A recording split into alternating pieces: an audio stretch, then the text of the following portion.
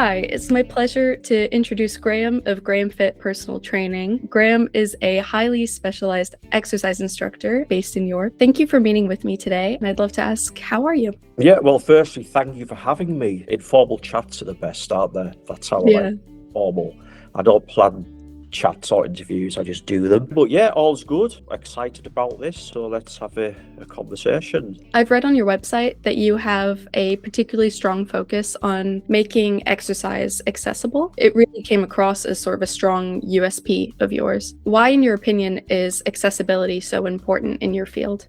This probably goes back a long, long way to when I was growing up, to be honest, because it probably goes back to my school days, because I was bullied quite a bit as well. But I always had an interest in physical activity.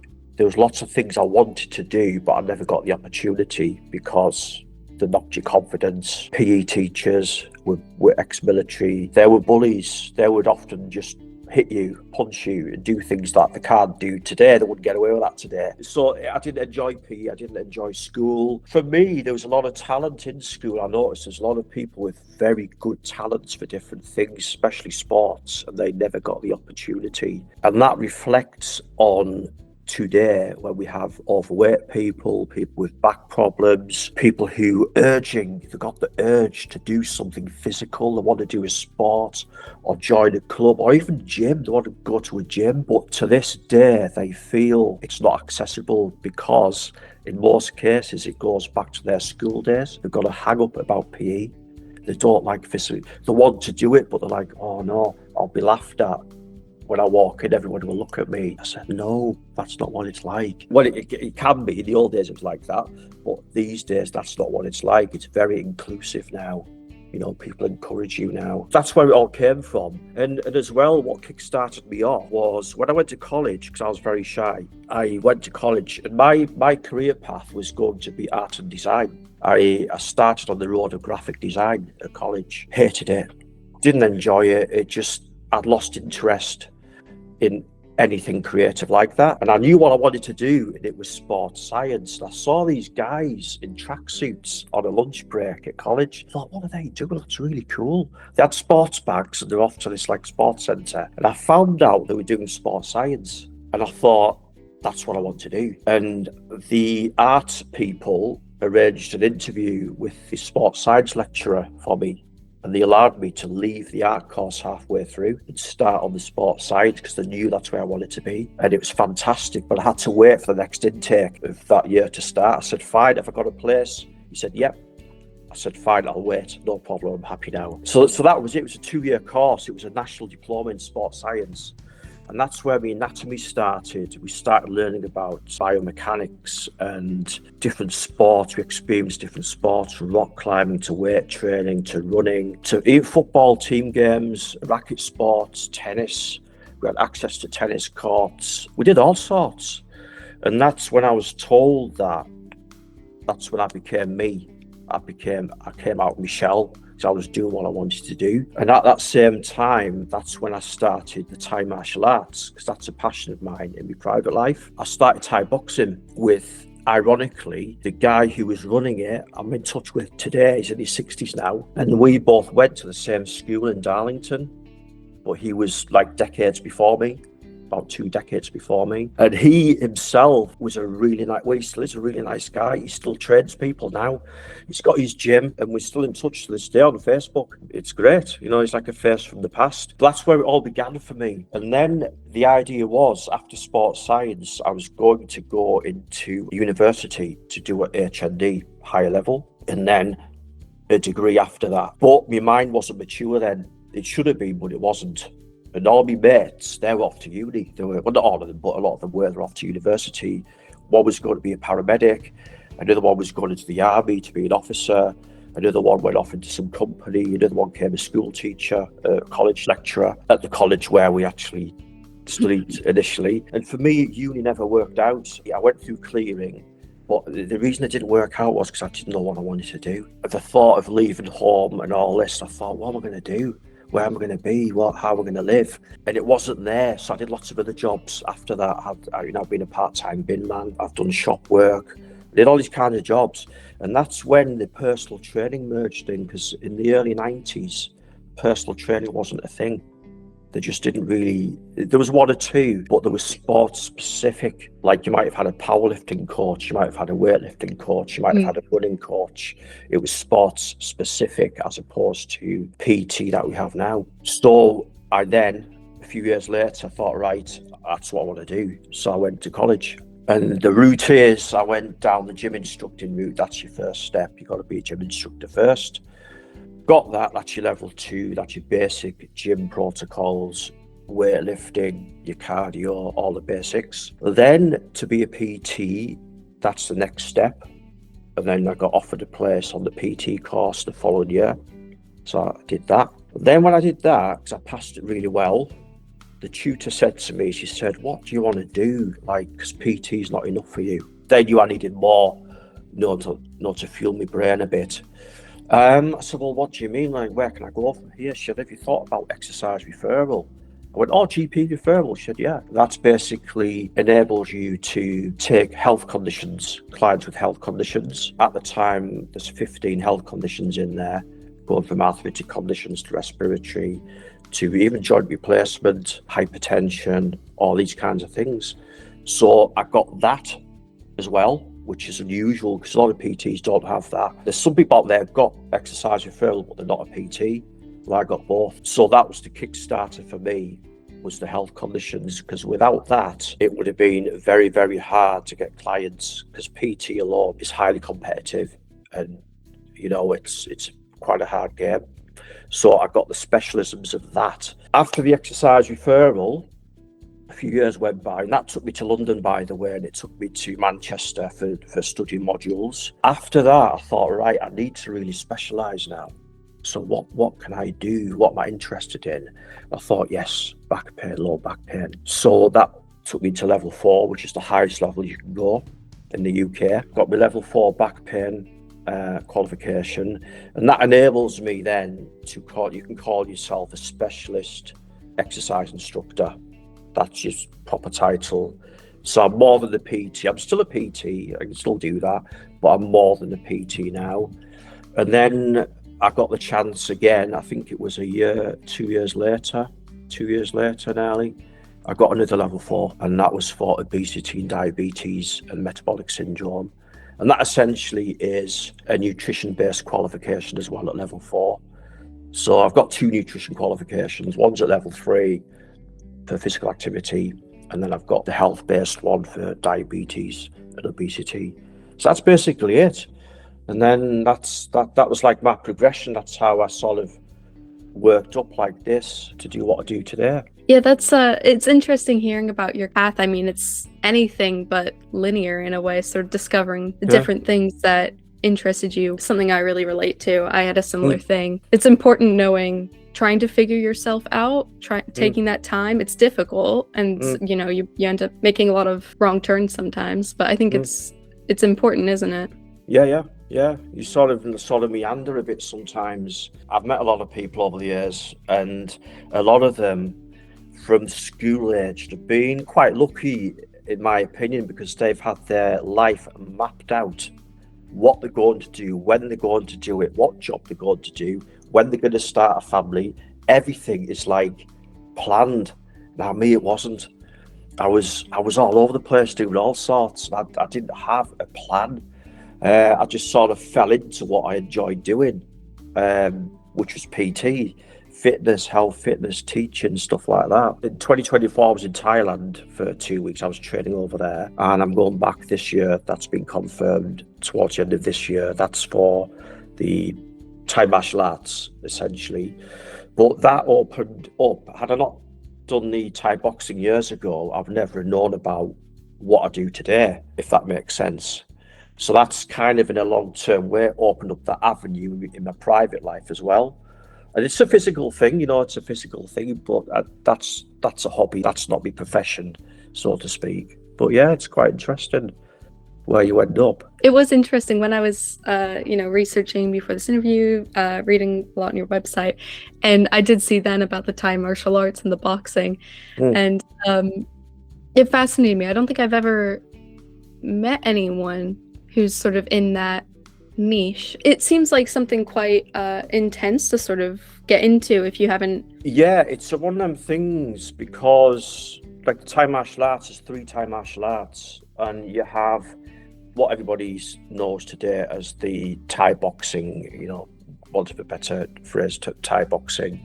Then you got the old style boxing, and then you have the weapon system, which is what I'm involved with. Not many have heard of it because it's sort of in the shadows kind of thing. There's very few doing it, but that's what Thailand was all about, was to go over there and learn from them, train under the best in the world, basically. That's what that was all about. But that's opened up a whole new community, different people across the world. We keep in touch today, even on media, I'm always interacting with Thailand. I put my fitness posts out. I get a like on that, I get a like on that. It's very good, fascinating, different areas of the world, how you keep in touch. There's kind of this really large community in the space of like health and fitness and wellness. I mean, social media has just absolutely exploded that scene, hasn't it? I mean, I was curious, I looked at your Instagram. I saw post a lot of kind of almost like tutorials of how to do certain stretches, certain moves, but also sharing health information. Basically, my social media is very random. I'm trying to focus on the back pain more because that's my main focus these days. Social media is quite funny because I don't have a huge following. I post content, but I just look on it, it's an avenue to get your content seen. Like me reels get anything between 100, 200 views within like an hour, but a post will do maybe dismal. It'll do really dismal. I've got a YouTube channel, and I've only just started to focus on that after years of doing nothing with it. So what I did with that was, because it was so random, and I had a lot of videos on there from the past that were embarrassing. When I look back now, I thought, oh no, delete, take it off. It's not it. Nobody needs to see that now. I'm embarrassed. But at the time, I thought it was good. What I'm doing is, with my YouTube, try to do more on back pain discussions, functional movement, stuff like that, really hone in on that. Yeah, it's quite difficult what to call myself as well, because Graham Fit personal training sometimes misleads people because he's personal trainer. But I thought, well, should I just call it Graham Fit or something like that? Because that came, like, my website's called Graham Fit. That's down to Amritpal. He just tapped, Graham Fit. Quick as that. Okay then. So I've got a logo on there. I don't know, just let it sit, Graham Fit personal training. I don't know. I don't overthink it. I just try and keep it simple. So I didn't want any fancy name. Like, I know a lot of coaches out there across the world, they've got these fancy names, and like, I don't know, I'm like, oh no, I don't want that. And they keep changing it as well. They get a new idea, they change it. Now, I've been consistent. Everybody knows GrahamFit.com. Everybody knows it. I've kept it like that for being over 11 years now, I think. So I used to have a different name for it before then. It was basically my full name and personal trainer on top, and it was just too long for the internet. So yes, I shortened it GrahamFit.com, and I thought, GrahamFit.com, GrahamFit personal training, GrahamFit, it works. And then if their people hire you as a person, they don't hire a fancy name. They want to know, I'm going to pay you money. Can you give me what I'm going to pay you for? That's basically it. Can you do the job? Yes or no? Yes, okay, there's the money. No, or you're hiding behind a fancy name, or you're an influencer. Because my world as well is rife with influencers. There's misinformation everywhere. Back pain's a big one. Obesity, nutrition's a big one. Misinformation. It's quite funny. I went to my doctor a few years back, and had a bit of a nerve problem in my foot. I know what it is now. I've had a diagnosis for it. And my GP said to me, he said, you know more about the sciatic nerve than me. I said, really? He said, yeah, your exercise. He's GP. I said, yeah, but I thought GPs had to know everything. He said, no, I'm a general practitioner. I can refer you to people, which is what he did. But I went, oh, wow, okay then. Then I had a podcast with a neurosurgeon in Australia for back pain. That's what he does. He's absolutely fantastic. He knows what he's doing. And we had a half-hour chat like this. He was in Brisbane. I'm a little table in York. And that went out on his YouTube channel and mine. So that was quite an interesting chat. And then I had another chat with a podcaster in South Africa. That's what she does for a living, I think. Interviews loads of people, different professions. So that was from Johannesburg, that one, I think. So yeah, I've done a few. But yeah. You know, you mentioned misinformation. I mean, Mm, it's absurd when you go online, the amounts of things you yeah. see people say. I've dealt with a bit of back pain in my life, and you know, you try to find what might help it, you know, Mm, different things, and you see all these bits of conflicting information. You mm, look at some sources and you think, I mean, how do you know that? You know, whereas if someone's gonna mm, find your profile, if you're gonna focus more on your YouTube and stuff, I think that's a great idea because mm. you have the qualifications and the expertise to really back that up. I had this conversation with Aaron Powell because I don't know if you know, but he came up to York a few weeks ago and he stayed at Hmm. mine. He had the weekend here. He stayed at mine. I showed him the sights of York. He loved it. He'd never been before. And next time he comes up, he wants to go to Leeds. I said, yeah, I'll show you Leeds. Because in 2024, I went to London to do the legal walk with him by the Thames.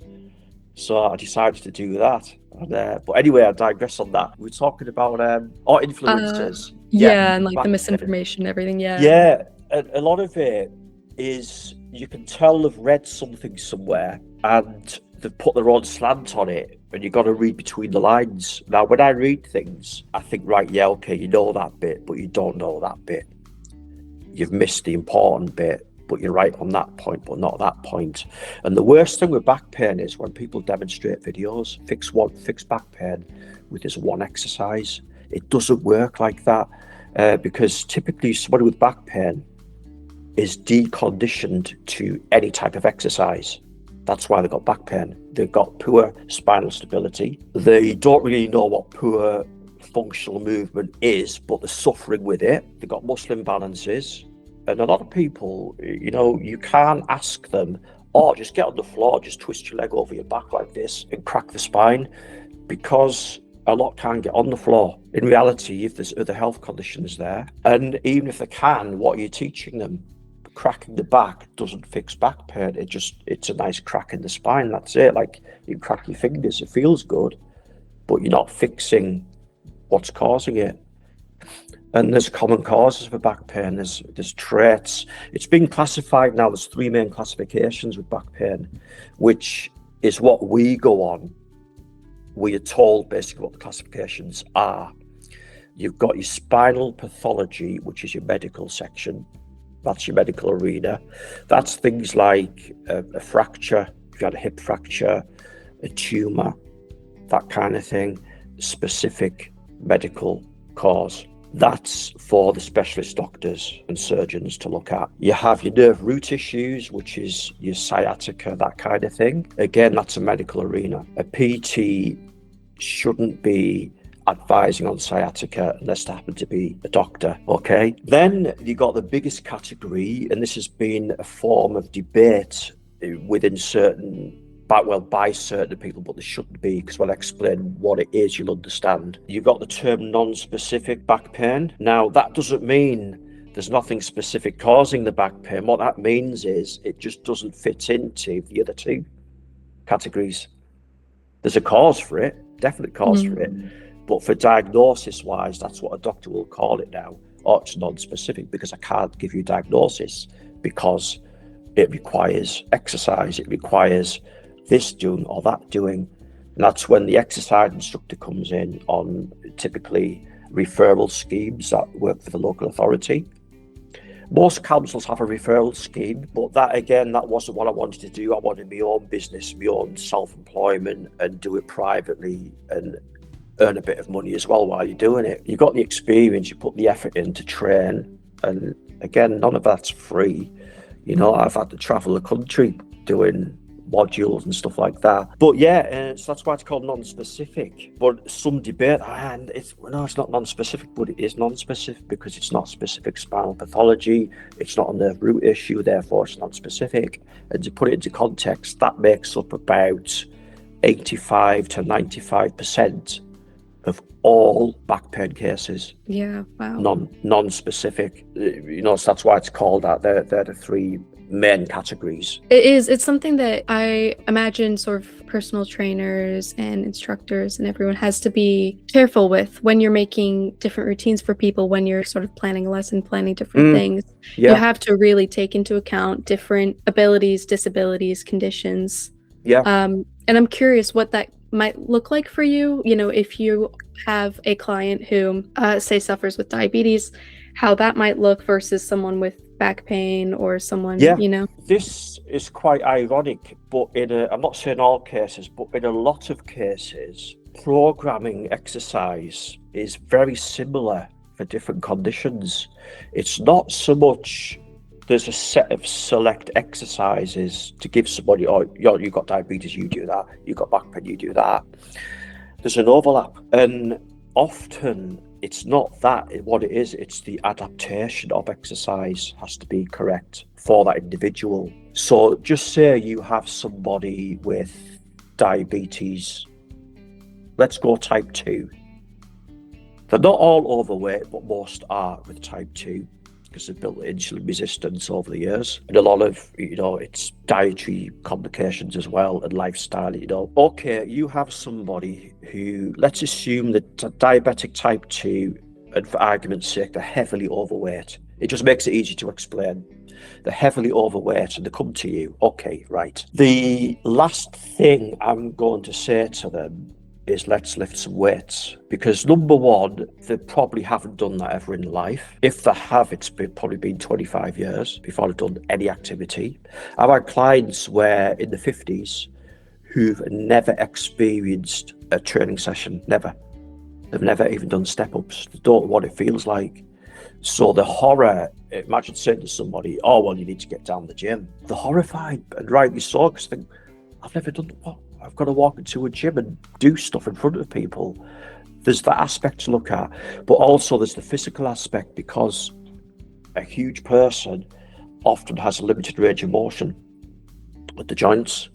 So they're going to get very little benefit out of lifting weights, but weights should be part of the program at some point. It should be introduced, or not so much weights, resistance training rather. That's how we should word it. So you've got your body weight, you've got your resistance bands, and you could pair of dumbbells, a kettlebell, you could do a sandbag, maybe a weighted ball to merge them in.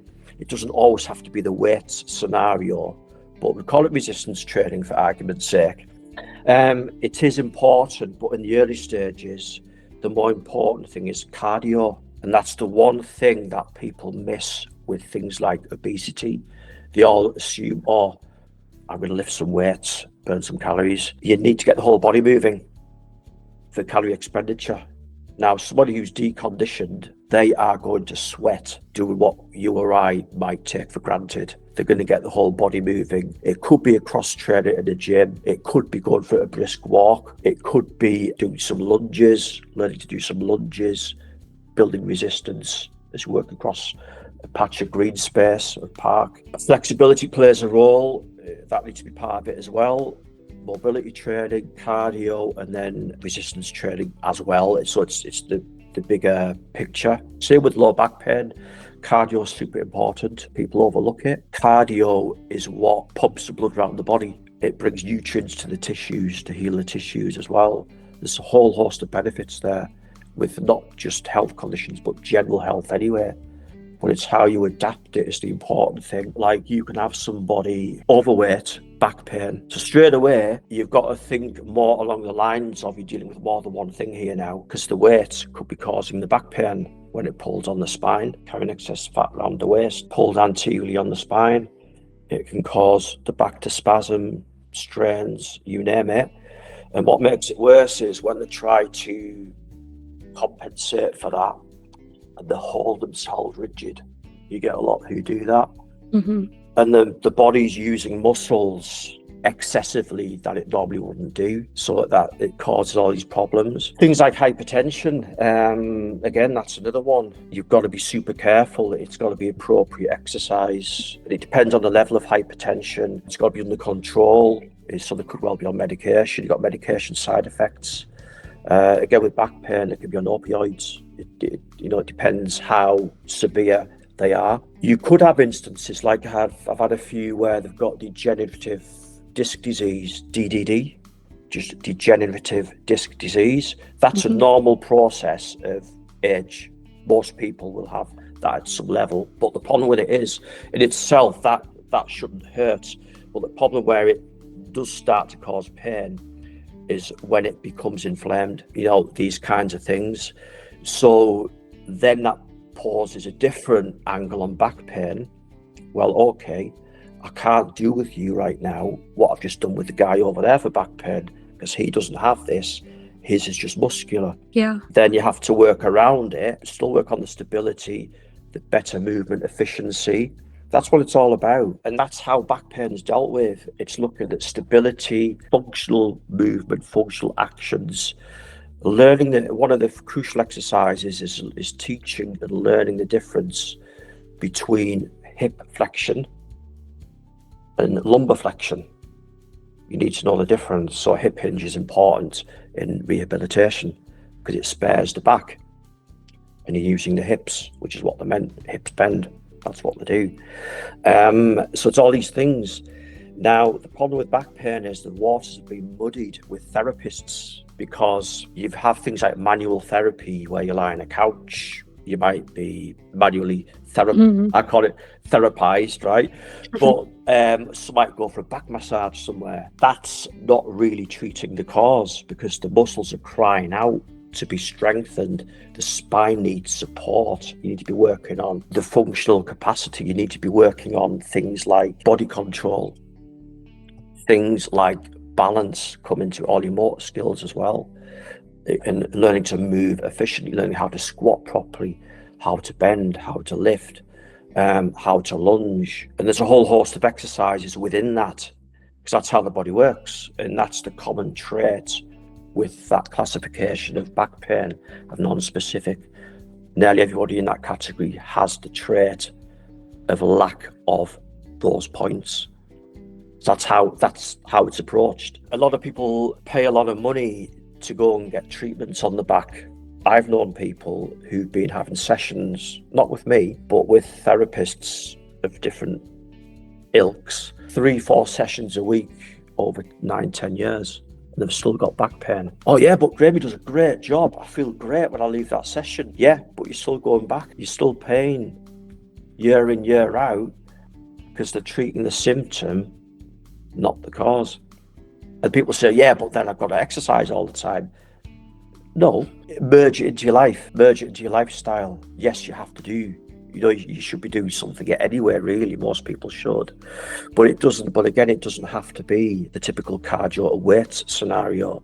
Functional, yes, but there's other things in there that you can add in. Sports activities they used to enjoy.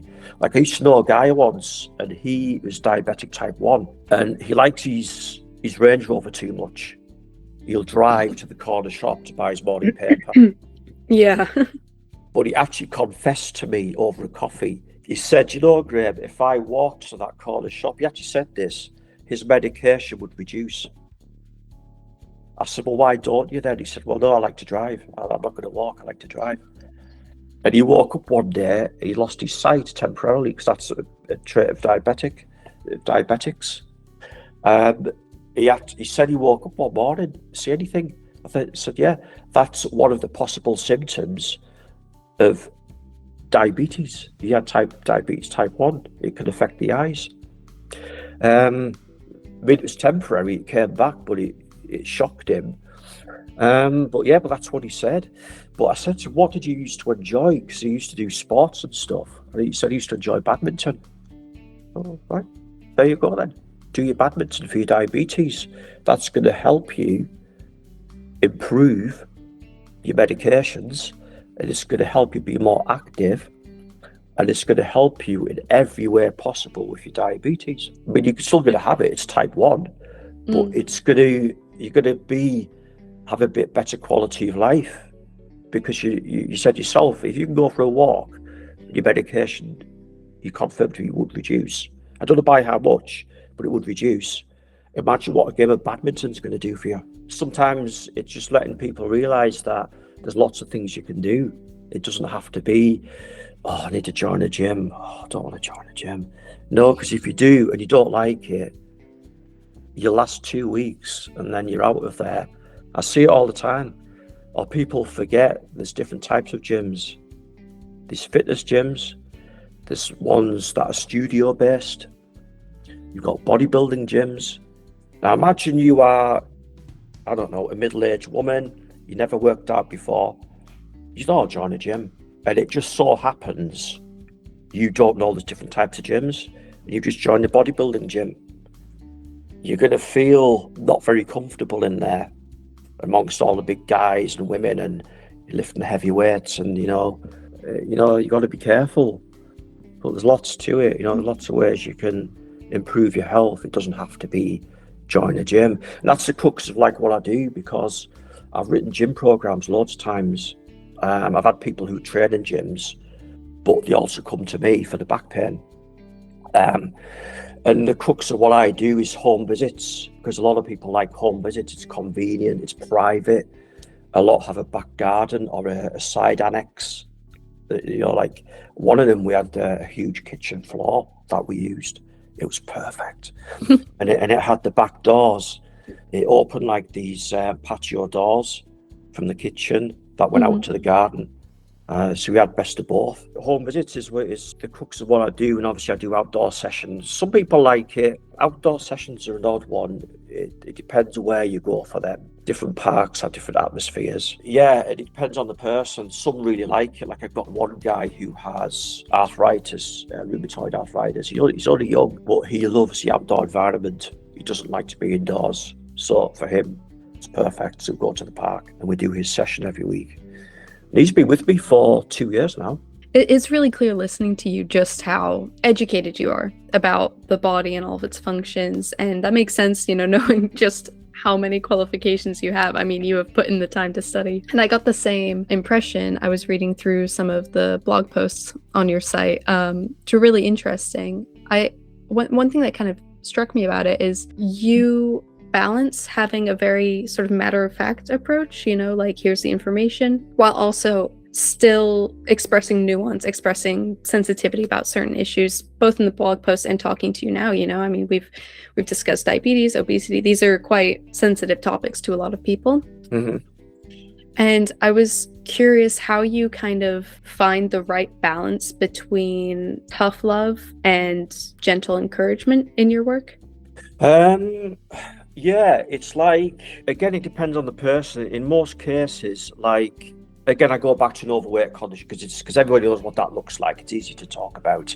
Mm-hmm. If you have somebody who's heavily overweight, 3, 4, 5 stones overweight, and they need to lose something, again, it's that adaptation on what you do and what you don't do, because everything begins with an assessment. Now, this is how you know if a coach is got it up here or not, or they just don't really know. Body composition. Now, I tend to use calipers. We've got some plastic calipers. That's how we were originally taught before the machines, tend to take over these days. But it's still good to know how to do it. Calipers. Now, if you've got somebody who's big, overweight, there's no way on this earth I'm going to measure them, because they already know they're big. They don't need me to say, oh, that's massive. They don't need me to tell them that. They know that. So you take the feelings into account, and you just don't broach that subject. I'll take a waist measurement instead with a tape measure. I don't say make a big thing of it. I just do it. Take the measurement, or do waist to hips ratio. Write it down. I'll take the blood pressure. Sometimes it's as simple as that. Sometimes you get a doctor's report, like I've had an MRI scan report once from a client who gave me it from their surgeon. So I was looking at that, thought, right, understand that, right, they want us to do that. Okay, it gives you more information, you can read down it, gives you more information. Yeah, so it's a case of they are there for their health, the good of their health. I'm not there to shout at them. It's not a boot camp. They don't do anything they really don't want to do.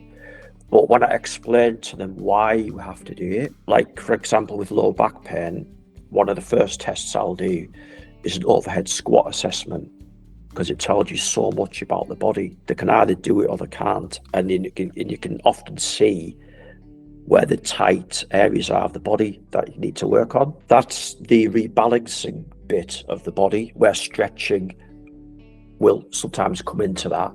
But stretching, again, I'm merging on a different tangent now. Stretching is often cited as good for back pain, things like yoga or even Pilates, stuff like that.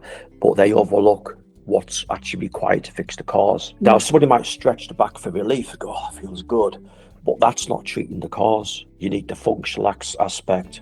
Stretching, I wrote a post about this on LinkedIn a while ago. Stretching plays a role in back pain, but not in the way that people think. It's part of the muscle imbalance bit, where you will stretch the tight muscles prior to the training session. But you have to keep doing it, obviously, until they start taking over themselves and managing things themselves. But I mean, back pain in most cases is unnecessary. It's improvable massively in some cases if they take everything on board and get the foundation there. It can be fixable, but people just want to buy something now, like a pill, a massage, where they don't have to do anything, just lie down and be pummeled. Yeah, that's it. I don't have to do anything. But in actual fact, your body it was made to work. It was made to move. The spine's a strong part of the body. Like, funny, the doctor I was telling you about in Australia, I had the chat with, he posted a video the other day on exactly the same thing I've been doing for years. When I explained the vertebrae of the spine, he used a plastic disc, and I think he had his hands on it like that to show why it needs stability. I do it like that. Yeah. More dramatic. And I put basically, you can put some tissues there. That's your intervertebral disc. That's soft inside. It's got a nucleus. It's your vertebrae of the spine. So you can see if there's muscular issues, it's going to affect the loading on the spine, like disc disease, DDD, degenerative disc disease.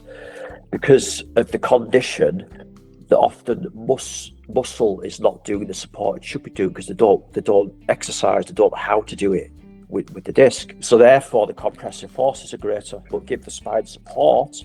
Suddenly, it gets that little bit of relief, and you get stronger, more stable. You can move better. But getting back to your point about people, how do you sort of push them without being hard? Communication, people generally are happy to do things if you explain why you're doing it. You don't just say, oh, do them squats, do them push-ups, right, great, that's a PT mentality in most cases. What I do is I explain why we're doing them, what the benefit is, what the point of it is. I'm not going to give you something just because I've made it up, or well, it'll look good, just do them. I mean, like press-ups, for example, right? Press-ups, push-ups, same thing. Most of my clients, I get them to do press-ups because they oddly assist with low back pain improvement, as opposed to a plank, which doesn't, because it just puts too much of a pressure on the spine. You're in that position, it's too much there for no point. You're not moving anything. There's other things you can do for the spine besides a plank. Push-ups are different. Now, I've had guys who came to me and they couldn't do one, and they said, how can I do a press-up? I said, you will. I reckon it'll be about 3-4 weeks. I said 3-4 weeks, they can all do them. I've got one guy now who could do 10, perfect form. With physical training, right, and this is a point that a lot miss, you have to strip back all the fancy stuff. You have to go back to basics. You regress to progress. If you can't do a push-up, there's lots of reasons why you can't do it. Sometimes it's because you're hitting your shoulders too much. You've got no strength there. Sometimes it's because you don't know how to activate your chest here, your pecs. There's ways you can do that. You have to learn alignment, body position, control, breathing. It all comes in. You break it all down. You absolutely break it all down. There's a chest exercise I do called a chest activation exercise. I use a light resistance band. I put it around my back, like here, I just get them to put their thumbs through it like this. Okay, so it's Mhm. around there. And I say, right, just move forward like this. Move it back. Okay, press. Okay, move it back. They go, oh, I can feel my chest. I say, yeah, because it's focusing on the chest. Then when we go back to doing the press up, I say, right, now apply that same thing you've just done, and you'll use your chest when you start pushing up like this. And that's how I Mhm. develop it. And then they can, all of a sudden, they can do one, then two. Then we leave it a week. I say, right, show me 2 press ups now. And then they do them, say, right, give me 4. Don't stop at 2, do 4. Then they do 4. Say, right, now we do 4 sets of 4. Next time, leave it now, 4 sets of 4. Had a guy with a skipping rope, he can't skip to save his life. He can now, because what I did was, I said, right, we do 3 1-minute rounds, but you get 1 minute rest in between. And I said, if you stop, doesn't matter, don't panic, just stop, just reset yourself, start again. It's not like jogging where you've got to get back home. You're too tired, you've gone ran 5 mile. Skipping, you're on the spot, you could just stop. I said, you're not going anywhere.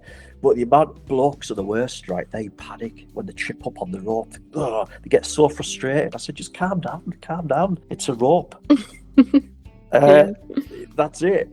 But the source, honestly, I would say, in my experience as well, women are by far the least pain to work with than men. Men are the worst. They really are. Women tend to get on with it, but men, they're just, oh, some are okay, but a lot they do faff around. They panic about everything. I'll say, Mhm. just do it, man. Just do it. But yeah, what's interesting.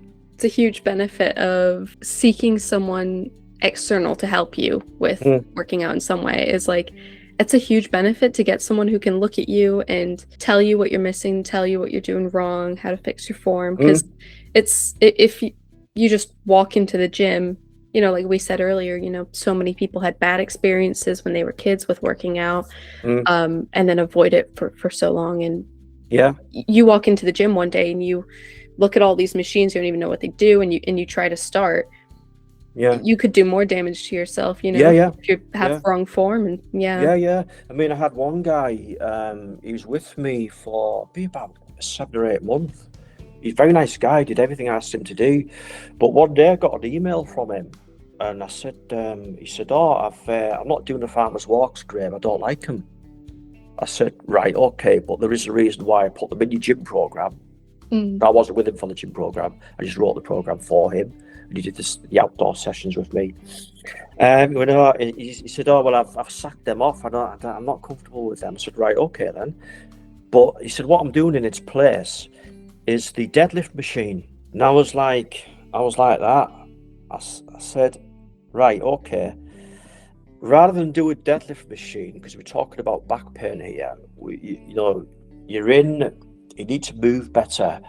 Machines have you in one plane of movement. So if you're like on a seated machine doing a chest press, you're always in that one plane Right. of movement. Hmm. Do a bench press with a couple of dumbbells, different ball game because no rep is the same. You've got to stabilize yourself. You've got to think about your arm positioning. You've got your elbow positions. You've got to think about your chest, your breathing, everything. Whereas a machine, you can kind of sit there and just Hmm. go through the motions in many cases. Same with the deadlift machine, it's one track movement. I said, rather than do that, you don't want to do farmers walks, fine. Rather than do the deadlift machine, I'd rather just do normal deadlifts then with a barbell Hmm. because you'll have to stabilize your spine, your knees, everything. Your adductors are going to be working, your quads, everything, your glutes. Oh, right, I never thought of that. I said, yeah, but to me, that's logical. The reason why I said farmers walks was because you carry a weight in either hand. It could be a kettlebell or a dumbbell, and you just walk a certain distance, a few meters, turn around, walk back. Gyms have like green fake grass mat for that kind of thing. Yeah. And that's why, because it would have worked on your stability, stabilizing your spine. and building the strength you need to reduce your back pain. Mhm. Oh, right, okay. So that was barbell deadlifts. So right, okay, right. I said, because it's got to make sense. Anybody can see you in a machine and say, "Oh, just do that," but it's got to make sense.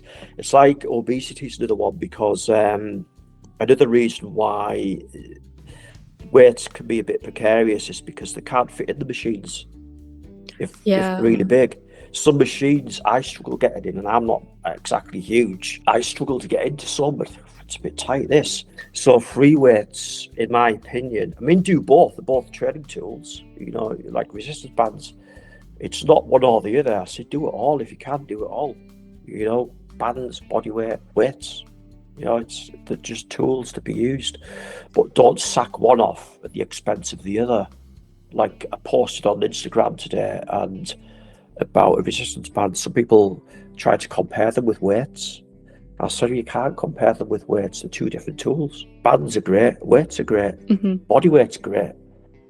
It doesn't have to be, oh well, weight's better than that, that's better than this. Depends on your goal. What do you want to do? For getting health conditions, are you just wanting to improve your health and fitness, lose a little bit of fat? Or are you planning on being a bodybuilder? If you're going to be a bodybuilder, then yes, you're going to need the weights. You're going to need a training facility. You're going to need all the stuff they do. But most people don't need that. And that's another thing with influencers. The world of bodybuilding has influenced mainstream fitness, where people in Yeah. gyms now, normal people who just want to get a little bit fitter. Not saying bodybuilders not normal, but you know what I mean. Yeah. You want to get a bit fitter. They've been railroaded into bodybuilding training programs by the PTs in that gym. I've witnessed it. I've been there at the conversation, listening to it. Like there's a girl at the gym I use. She wanted to lose a little bit of fat. To be honest with you, there's nothing wrong with her. She looked fine, right? But she wanted to lose a bit of fat. That's how she felt. So the PT gave her a program. He said, if I were you, I would do all your weights first, then do your cardio. And I thought to myself, well, firstly, you were not her, right? Yeah. Everybody's got a different way or preference to want to do something. She wasn't bothered how that weight was going to come off, right? So therefore, I would have given her, instead of saying, oh, well, just do your 5-minute warm-up, 10-minute warm-up, then do weights, then go back and do your cardio.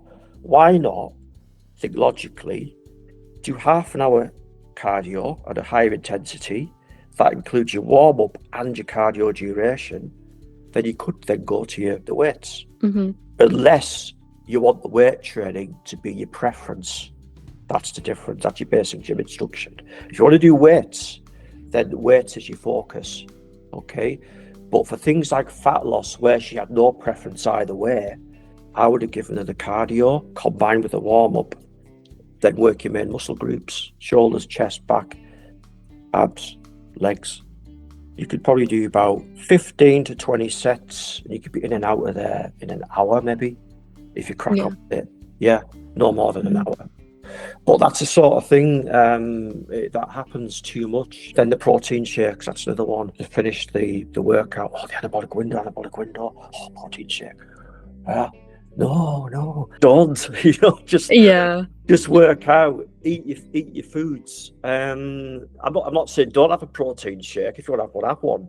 There's one or two reasons why you might have one, but most people just don't need to be railroaded so much into all that stuff, because it's unnecessary, half of it. A lot of it just marketing. Everything has added protein, but you look at it and it talks about this much added protein. You look at it and it's like, that's just because of the base food, what this company is adding and saying this is the protein version. It's just marketing. You're just spending a lot of money for something. Expensive. I had a guy ask me about protein bars the other week. He number crunches for medications. Right. Okay. And he goes all over the world with meetings, stuff like that. He's got a very, very cool job, I think, in and out of university, stuff like that. And he number crunches for medications for terminal illnesses. The words, not always terminal, but like cancers, stuff like that. And he asked me about protein bars, and I said, no, mate. I said, protein bars are full of sugar. They're full of. You might as well eat a Kit Kat. Yeah. To be honest with you, if you want to eat protein, eat an egg. Have some tuna. I make a tuna sandwich. Or food first. Supplementary stuff may have a role, but it shouldn't be the priority for most people. Just eat food. And protein as well. Most people, I had this conversation the other week, most people are eating plenty protein. It's a marketing thing. So, you're getting enough protein, And that's why I put a post out on LinkedIn the other week. I said, I had a towel around my neck in the gym, just a towel. I went, are you getting enough carbs?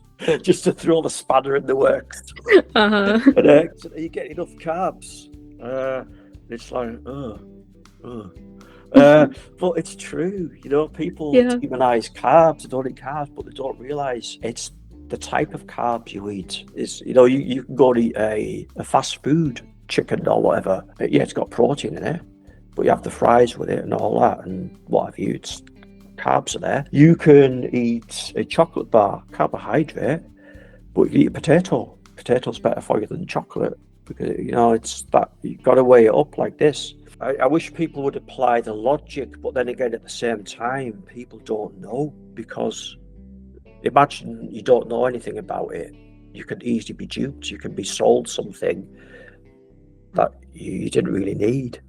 I saw a guy on YouTube the other day. He's I can't say who he is. He's quite big on that channel, and he's moved abroad, and he's got a PT. And even people were commenting on the post saying, mate, this guy is ripping you off. Every supplement out there, he was selling him. Oh gosh. I mean, everything. Yeah. And he's going, oh wow, I'm going to get really fit now. I'm going to be really healthy. And I was like, no. The guy should be telling you about better nutrition before you go to supplementation. And that's the thing in the UK. There's no law. Like, this is the thing. You've got qualified dietitians, you've got qualified exercise guidance, you've got nutritionists as well. They are qualified to advise and give out, a dietitian can prescribe a diet kind of thing, whereas I can't. I just advise, because I'm not a dietitian. Now, PTs today, what they're doing is they are merging into that unknown, that grey area where they're not particularly qualified to do so, telling people exactly what to eat, selling supplementations. There's no law against selling supplementations. You could sell them. That's the folly of it. Does anybody can call themselves a nutritionist in the UK? Yeah. There's no law against it. That's the problem. Yeah, it's pretty shocking. I mean, I was having this exact conversation with my family recently when I was visiting back up in Newcastle. And yeah, we were literally, it started because we were talking about protein, about how it's in everything now, but, exactly how our conversation started. And then I was saying, they really don't. The government hasn't put enough standards in place against this thing and against all of this. It's hard for consumers to inform themselves and to know what they're buying, what they need, and everything. And my parents were totally shocked. They just thought it's the kind of thing that must be regulated. More regulated than it is, but it's not. Yeah, it's not. Another problem as well, a lot of people are not aware of this. Now, there's a lot of PT courses out there today that are not regulated. And what's happened in the past is a PT's got a job in a gym somewhere. I don't know how common it is now, but I know it still goes on. They've got a job in a gym somewhere. They've done an in-house qualification. And this is a true case, this happened to more than one person. That person decided to go for a high-level qualification.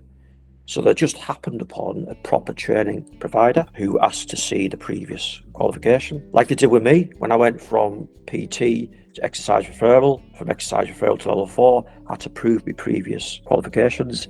And now they have a barcode, the certificate's now online, and they have a barcode on there so you can check with the provider. So it backs it up.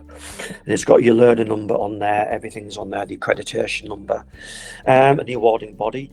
Anyway, they went to the training provider to do this follow-on qualification to find out they weren't actually qualified in the first place, because the initial qualification they did was not recognised by the government. It wasn't regulated. Ofqual was nowhere near on that one, so therefore it wasn't worth anything. And they'd spend money. Horrible. Yeah. they'd Oh spend- my.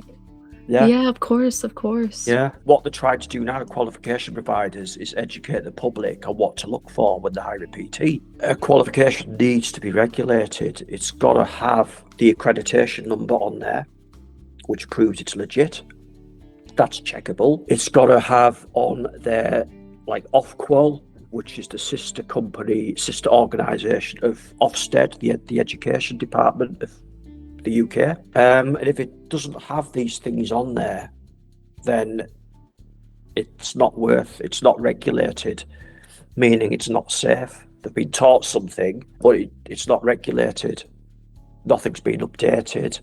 They're not looking at CPDs. They're not doing anything. I mean, a lot of the information from my early qualifications has now changed from like years and years ago. It's valid information. A lot of it's still correct. But as we've got more scientific, more knowledge has come out, there's a lot of nutrition information has altered from the early days. Like in the early days, we didn't know much about protein. That's more like a recent study kind of thing where we know more about it now. But yeah, it's got to be regulated, which means it's official and recognised by the government, and that's what you need to be employable. If you haven't got that, you're not qualified. You've got bodybuilders now, successful bodybuilders, ex-bodybuilders, are launching their own coaching qualifications. Another example, it's not regulated. They're selling it, filling the spaces in their gym, but it's not regulated, which means it's not official, unless it was to be made official by a qualification provider. It's a lot of people don't know that. They just think, oh, PT, oh, that's great. But you've got to do your homework. If you've got doubts, you've got to check it out. That broaches the point. If you feel you need to check out your PT before you hire them, are they the right fit for you anyway? If you don't trust them. Yeah, it's true. I mean, it's kind of, I can think it is one of the relationships that you can have professionally where you need trust. You absolutely need, you don't want to have doubts in your mind. You don't want to necessarily just go to someone else because, oh, well, they're £5 cheaper and I don't, it's worth getting all your facts in order. Knowing everything is, going to benefit you. Yeah, and again, this is another point that not many realise, that if you give out information in my field, it's got to be correct. Because if somebody acts on that information, you are essentially leaving yourself wide open to ridicule. Even on social media, these influencers, I very much doubt they're even insured, half of them. But when you're putting out information, don't eat this, eat that, don't do that, do this. This is serious. This is somebody's health, and people are going to read that post. And then you're going to think, oh yeah, right, I'm not going to eat that anymore. I'm not going to eat porridge anymore. Porridge oats has been demonised by influencers. Oh, it turns to sugar. Well, that's how the body works. That's carbohydrates. It will spike your blood to some degree. That's what insulin's for, to bring it back down. Just make sure you're eating more of the right stuff, maybe. But don't not eat porridge. I eat porridge every day. I love it. But they said, no, don't eat that. No, don't eat nuts and seeds. I was in the coffee shop the other day. It's like a black coffee. And I overheard a conversation of this guy. He went, nah, we weren't meant to eat fruit and vegetables. I don't eat fruit and vegetables. No. And in the next breath, he's got all these boxes of supplements on the table. Omega-3, vitamins. I thought, well, maybe if you ate food, you wouldn't need these pills. And I was like, man, I thought, what do you eat then? Is it a carnivore diet? I don't know. But it just made me laugh. Like, nah, I'm not meant to eat them, but he's got all these pills. And I looked at the box, and one of them was omega-3. I was like, shocking. Logic. Yeah. Exactly. This has been so interesting. I could talk to you for far longer, but I don't want to take up too Everybody much of your says day. that. Everybody Yeah. says that. Everybody says that. It always runs over. Nice to Right. speak to you. Yeah, and you. Thank you so much for Yeah. taking the time to talk to me today. Yeah, it's been really interesting. Yeah, cool. No problem. All right. Hope to catch up soon then. All right. Yeah, Yeah. absolutely. All right. Thank you very Bye. much. All right. Take care. Bye.